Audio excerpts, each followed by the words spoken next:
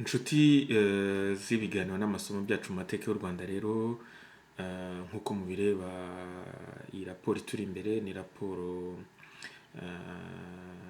yo ku wa 25 z'Ugushyingo 1960, ikaba ari inyandikomvugo y'inama ikomeye cyane yabaye mu muryango w'abibumbye kuva ku itariki ya 25 1960 ku byerekeranye n'ahazaza h'u Rwanda n'u Burundi. Iyo nama rero ni inama ikomeye cyane ku buryo amashyaka yose ya politiki yo mu Rwanda yari yasabye kuyizamo yayijemo. Umwami nawe yagomba kuyizamo, hanyuma n'Ububiligi nabwo bukisobanura, hanyuma umuryango w'abibumbye ukababaza ibibazo bose. Muri ibi biganiro tugiye gutangira, muzabona yuko niho muzabona imirongo migari y'imitekerereze, mbese n'imvo n'imvano mu by'ukuri y'amakimbirane mu rwego rw'ingengabitekerezo za politike zagenze u Rwanda kuva muri icyo gihe. Nk'uko muzabyibonera rero, muzasanga neza ko imirongo ya politike no kuvuga ngengamitekerereze mu Rwanda iyo muri imyaka y'1960 kugeza n'uyu munsi nta na kimwe cyahindutseho. Mu gutangira rero mu nyihanganire, nk'uko mubibona iyi raporo y'umwimerere yanditse mu Cyongereza, hanyuma ngewe iyo ndi bukoreho ni byo nahinduye mu Gifaransa.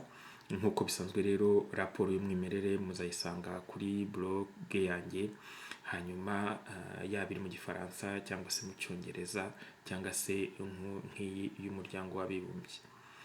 Icyo tugiye guheraho rero, iyo nama itangira mu muryango w'abibumbye yatangijwe n'ijambo nyine akanama gashinzwe u Rwanda n'u Burundi ibihugu by'indagizo kabanje guha ijambo uhagarariye uw'umuryango w'abibumbye waragije u Rwanda ari cyo gihugu cy'Ububiligi. Aratangira agira gutya mu Gifaransa mu ijambo rye. Umugabo witwa Claes Buart fait observer que les événements survenus en Afrique au cours de l'année écoulée ont naturellement eu des répercussions au Rwanda-Burundi. Les positions politiques se sont cristallisées et le rythme d'évolution vers l'autonomie a augmenté. Compte tenu des changements introduits dans la structure politique, administrative et sociale, la délégation belge a estimé devoir définir la situation afin d'expliquer la demande formulée dans son mémorandum du 16 novembre. Uyu mugabo witwa Buart Claes wari uhagarariye igihugu cy'Ububiligi yatangiye asobanura ko mbese umuyaga yari muri Afurika muri icyo gihe mu mwaka w'1960 yagize ingaruka ku Rwanda n'u Burundi, nk'uko byumvikana ko narwo ruri muri Afurika. Avuga yuko rero imitekerereze ya politike yarushijeho mu by'ukuri kugaragara cyangwa se gutandukana, ndetse n'umuvuduko wo gushaka ubwigenge urugendo urushaho kwiyongera. Hanyuma rero akavuga ko ahereye ku mahinduka yabaye mu bya politike, mu mitegekere ndetse no mu mibereho myiza y'abaturage, Ububiligi bukaba busanga ari ngombwa yuko busobanura neza ibyo bwanditse muri memorandum bwagejeje ku muryango w'abibumbye ku itariki ya 16 z'ukwa 11 muri uwo mwaka nyine. Agakomeza avuga ati mu Gifaransa, à la 14e session, il avait décrit au comité les réformes que son gouvernement avait l'intention d'introduire afin de mettre en place des structures politiques permettant au peuple à gérer leurs propres affaires. Akomeza avuga ko muri iriya mu nama ya 14 y'iyi komite y'umuryango w'abibumbye ishinzwe ibihugu by'indagizo, yari yasobanuriye neza iyi komite amavugurura guverinoma y'igihugu cy'Ububiligi yashaka kuzana mu Rwanda mu Burundi mu byerekeye imitegekere n'imiterere ya politike, kugira ngo abaturage b'u Rwanda n'u Burundi babashe kwiyobora no kuyobora igihugu cyabo.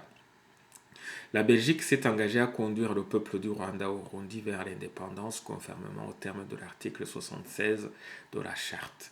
Ati Ububiligi bwiyemeje kuzaherekeza u Rwanda n'u Burundi kugeza ku bwigenge hakurikijwe ingingo ya 76 y'amategeko agenga umuryango w'abibumbye. C'est dans cet esprit qu'une enquête approfondie a été menée en avril 1959 par un groupe de travail du Parlement belge, à la suite de laquelle un plan de réforme a été annoncé dans une déclaration du gouvernement du 10 novembre 1959. Agakomeza avuga ko ari muri urwo rwego habayeho ankete cyangwa se iperereza ryimbitse ryabaye mu kwezi kwa Mata 1959 rigakorwa n'itsinda ry'inteko ishinga amategeko y'Ububiligi kugira ngo harebe amavugururwa yakorwa. Ayo mavugururwa akaba yaratangajwe mu itegeko cyangwa se yaratangajwe na guverinoma y'Ububiligi ku itariki ya 10 Ugushyingo 1959. Les réformes comprenaient la suppression des chefferies et sous-chefferies et leur transformation en communes administrées par un conseil, un bourgmestre ou un maire élu. Mu mavugurura yarateganyijwe harimo gusimbuza amashefri n'amasushefri agahinduka amakomune azaba ayobowe na njyanama. Iyo njyanama ikaba iyobowe no mu burugumesitiri cyangwa se meya nk'uko bivuga mu Rwanda utowe. Hakaba kandi la création d'une assemblée législative et d'un gouvernement autonome pour chacun des deux états. Hanyuma mu Kinyarwanda bikavuga yuko hazashyirwaho inteko ishinga amategeko na guverinoma igenga mu Rwanda n'ibindi mu Burundi, et action conjointe des gouvernements des deux États dans la poursuite d'objectifs plus élevés en ce qui concerne les questions où une action unifiée serait dans l'intérêt de deux États. Hanyuma akavuga ko izo nteko ishinga amategeko n'izo guverinoma zo mu Rwanda no mu Burundi zagerageza gukora ibikorwa bihuriwe hamwe ku bihugu byombi u Rwanda n'u Burundi ngo birebe inyungu yabyo byombi, mbese mu buryo byashaka ubuyobozi bwaba u Rwanda n'u Burundi byazahuriraho. L'intention initiale de tenir simultanément des élections aux assemblées législatives des deux États et de créer un conseil général pour le Rwanda au Burundi au moyen d'une élection en deux États a dû être abandonnée. Akavuga ko rero icyifuzo cyabanje cyo gushaka gukorera amatora icyarimwe, mbese ngo hajye urwego rumwe rwitwaga conseil général rwahurirwaho n'u Rwanda n'u Burundi, icyo gitekerezo byabaye ngombwa ko bakireka. Certains dirigeants politiques ayant demandé l'élection directe des assemblées législatives du Rwanda et de l'Urundi ngo kubera yuko bamwe mu bayobozi ba politike basabye ko habaho amatora ataziguye y'inteko zishinga amategeko yabo mu Rwanda no mu Burundi. Telle a également été l'opinion de la mission de visite des Nations Unies des territoires sous tutelle en Afrique de l'Est de 1960 qui s'était rendu sur le territoire en mars dernier. Akavuga ko ndetse ari byo ubwa butumwa twarebye twasomeye raporo mu masomo aheruka bw'umuryango w'abibumbye mu bihugu by'indagizo byo muri Afurika y'Iburasirazuba bwo mu 1960 mu kwezi kwa gatatu, nabwo akaba aricyo cyifuzo bwari bwatanze. Comme l'a déclaré le représentant de la République arabe unie à la 26e session du Conseil de tutelle, une assemblée commune pour l'ensemble du territoire aurait été préférable, mais il semblait que cela poserait problème et qu'il vaudrait mieux laisser au peuple du territoire, après les élections, le problème de déterminer les relations qu'il souhaitait établir entre les deux États. Donc, ati rero nk'uko uhagarariye Leta Zunze Ubumwe z'Abarabu mu nama 26 ya komite ishinzwe ibihugu by'indagizo yifuzaga ko mbese ibihugu byombi byafatwa nk'igihugu kimwe, u Rwanda n'u Burundi, bigatora inteko ishinga amategeko bihuriyeho. Ako icyo cyifuzo cyari cyiza, ariko cyari gifite ingorane. Ububiligi bukaba bwarasanze ari byiza yuko icyo gihe icyo kibazo cyazigwa n'inteko zishinga amategeko z'ibihugu byombi, zikaba arizo zizareba aho inyungu z'ibyo bihugu u Rwanda n'u Burundi ziherereye, zikiga niba arizo zigomba kwishyira hamwe cyangwa se niba u Rwanda n'u Burundi bizakomeza nk'ibihugu byigenga bitandukanye. Avant d'aborder les résultats de la mise en œuvre du plan de réforme, il traitera de la situation interne au Rwanda et en Burundi et des événements qui s'y sont déroulés.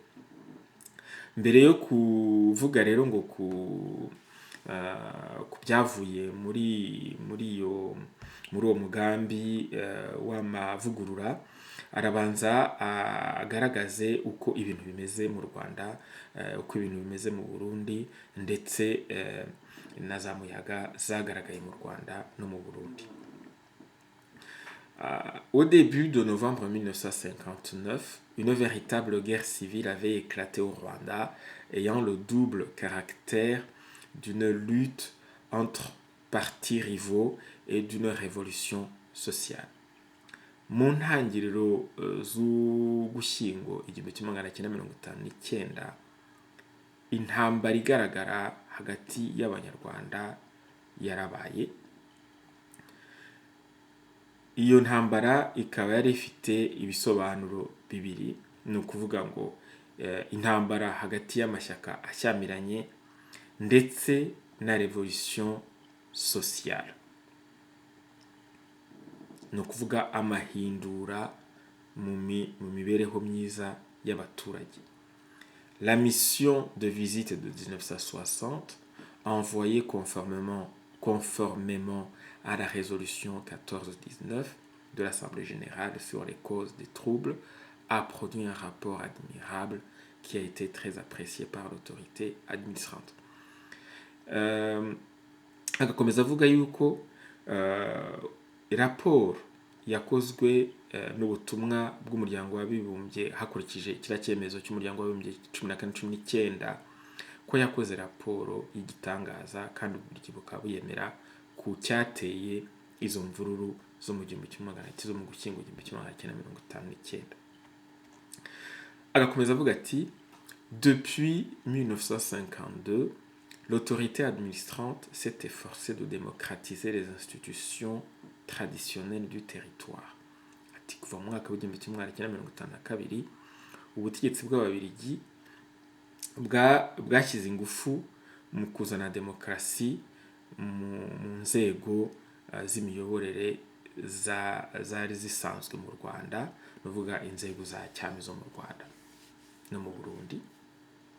En 1956, le principe du suffrage général a été introduit et depuis lors, différentes nuances d'opinion politique ont été exprimées. Komeza avuga ati mu mwaka w'igihumbi kimwe magana cyenda mirongo itanu na gatandatu hafashwe icyemezo, mbese itora rusange ryabaye nk'itegeko ngenderwaho. Kuva icyo gihe hatangiye kugaragara ibitekerezo bya politike binyuranye mu gihugu. Le rapport de la mission de visite des Nations Unies dans le territoire sous tutelle en Afrique de l'Est de 1957 contient des informations très intéressantes à ce sujet. Akavuga ko raporo y'umuryango w'abibumbye y'akanama kasuye u Rwanda mu mwaka w'igihumbi kimwe magana cyenda mirongo itanu na karindwi kabivugaho ku buryo burambuye kandi bugaragara. Les tendances qui s'étaient cristallisées sous la forme des partis existaient donc auparavant. Akavuga ko mbese imirongo yagaragaye mu rwego rwa politike yari isanzwe y'imitekerereze isanzwe iriho mbere y'uko amashyaka avuka, yigaragarije mu ivuka ry'amashyaka ya politike nyuma. Mais la tendance monarchiste et conservatrice était dominante. Agakomeza avuga yuko ariko abantu bari bashyigikiye ingoma ya cyami no kugendera ku muco w'u Rwanda, uwo murongo wa politike akaba ari wo wari wiganje mu Rwanda. L'arrivée du groupe de travail en avril 1959 avait préfiguré l'introduction rapide de l'autonomie et de l'indépendance du Rwanda-Urundi, et les représentants de toutes les opinions avaient réalisé la nécessité de former des partis dans l'espoir de conquérir l'électorat et ainsi d'acquérir le pouvoir politique.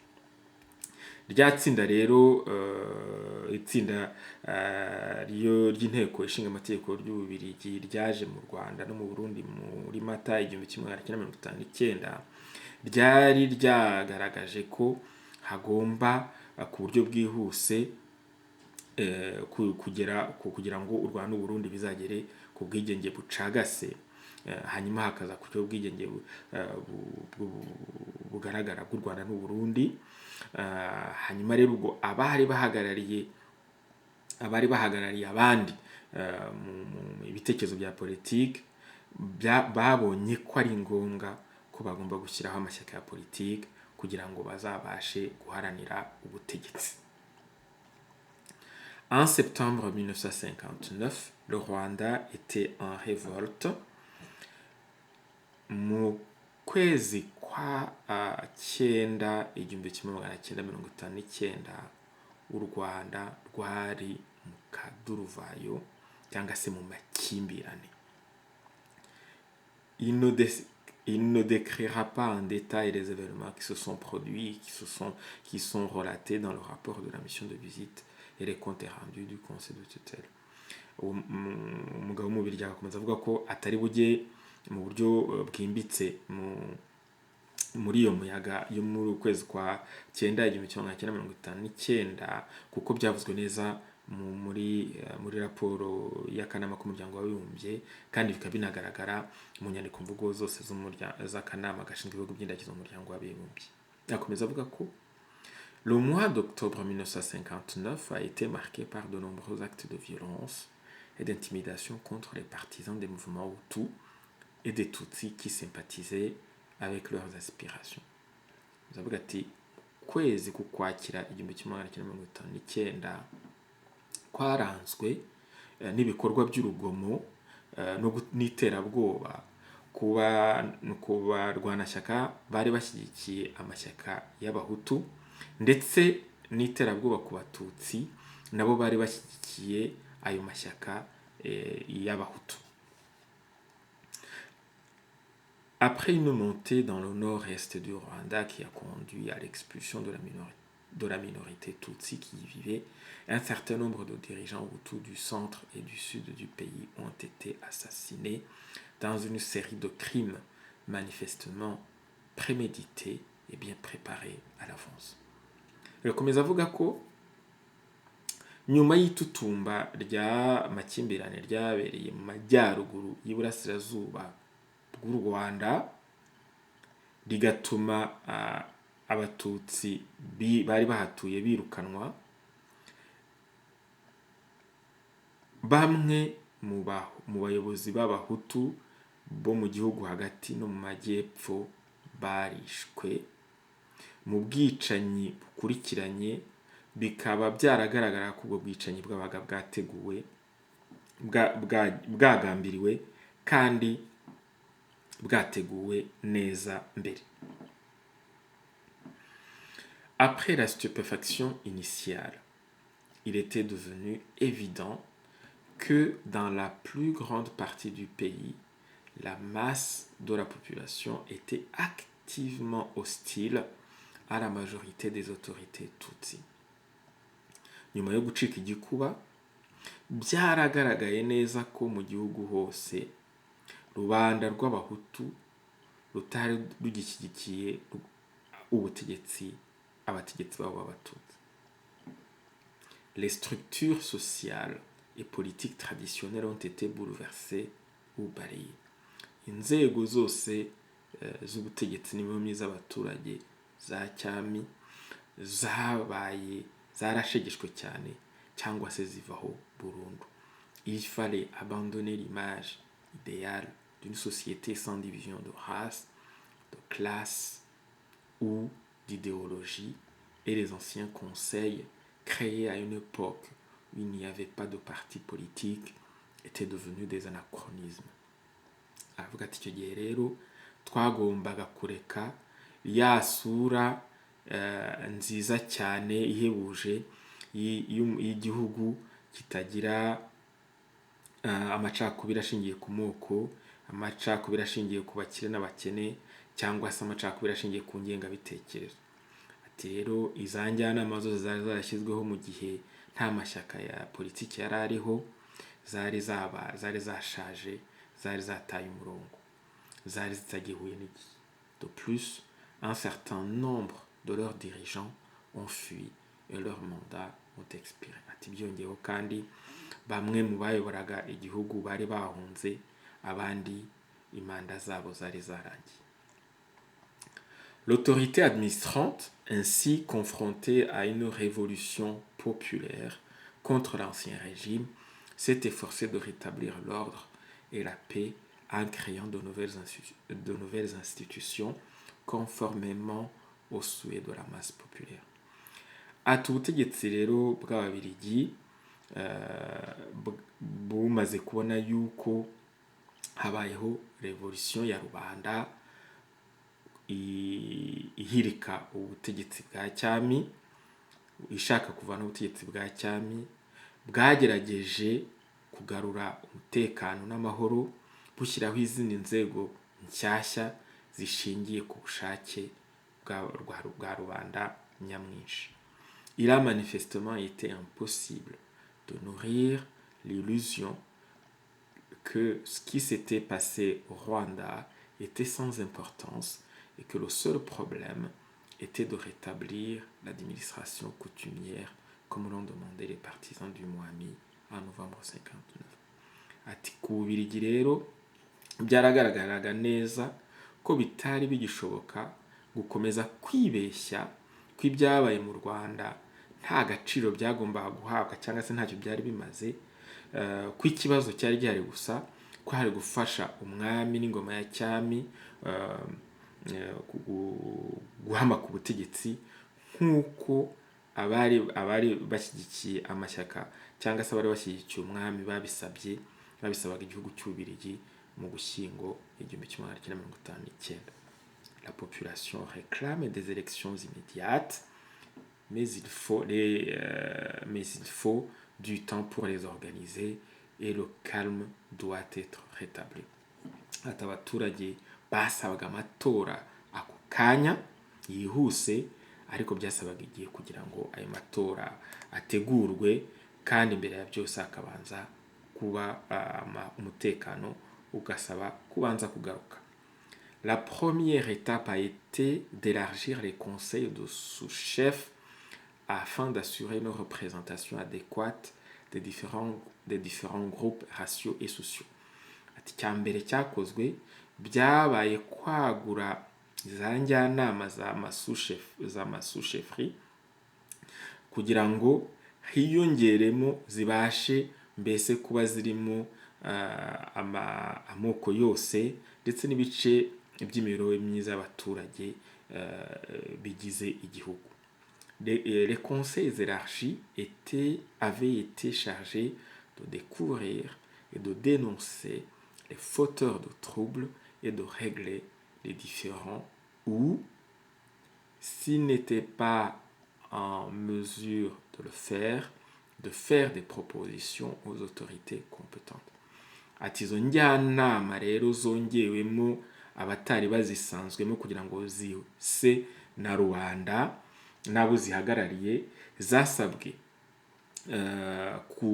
gushakisha no kurega abakurura amakimbirane muri rubanda, abateza akaduruvayo mu gihugu, kandi babishobora bakayakemura, batabishobora bakabibwira, bakabashyikiriza ubutegetsi bubifitiye inshingano mu gihugu.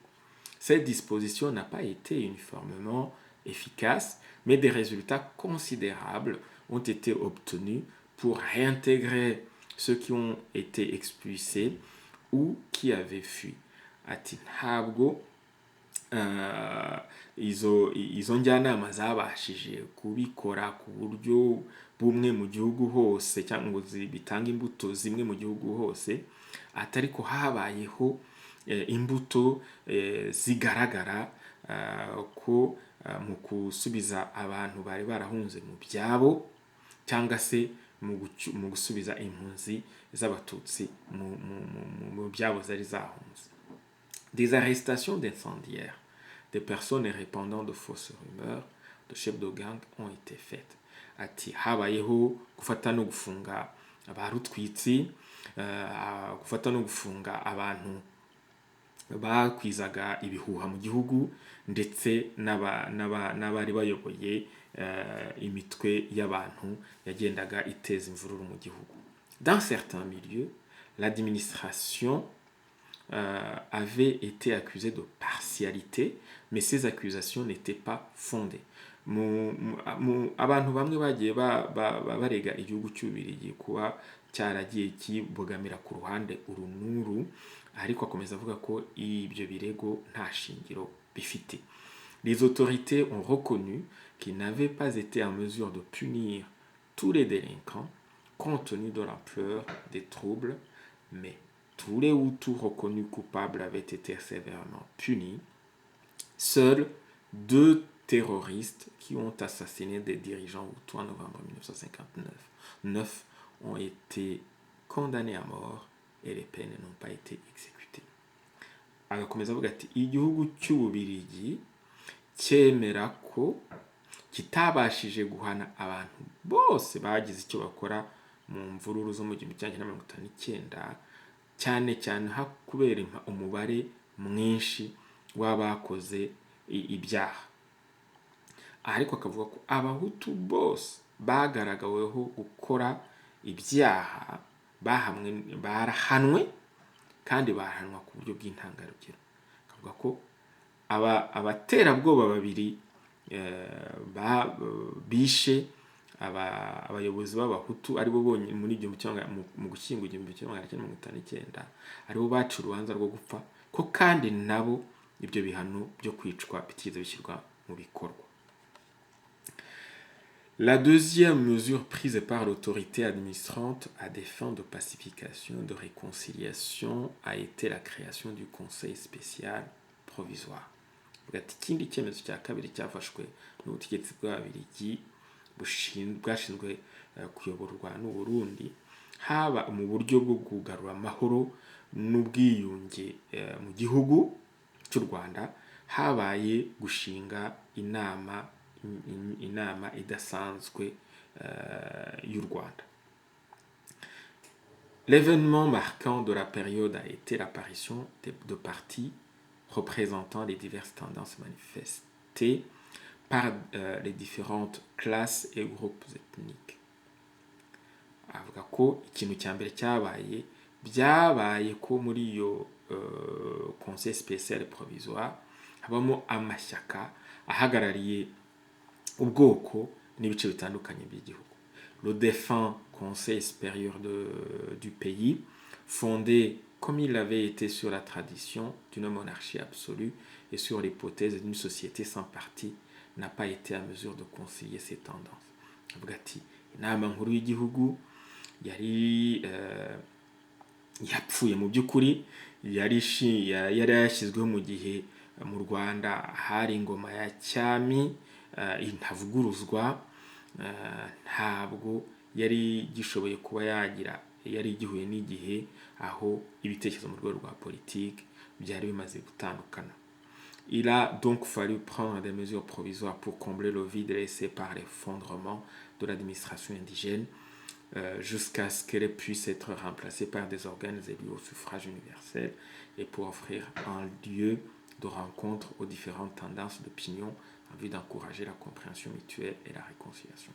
Avuga ati rero mu gihe inzego za cyami zari zimaze kwitura hasi, zimaze gucika intege, byari ngombwa ko hashyirwaho urundi rwego ruhuriramo amashyaka n'ibitekerezo bitandukanye kugira ngo dushishikarize abanyarwanda kumvikana buri wese kumva ibitekerezo by'undi kugira ngo bazabashe kugera ku bwiyunge bwa nyabwo.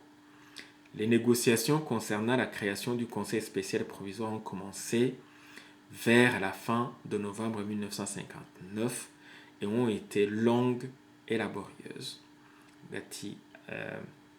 Ibiganiro byo kuzashyiraho iyo nama idasanzwe yasimburaga inama nkuru y'igihugu byatangiye mu mpera z'umwaka w'Ugushyingo 1959.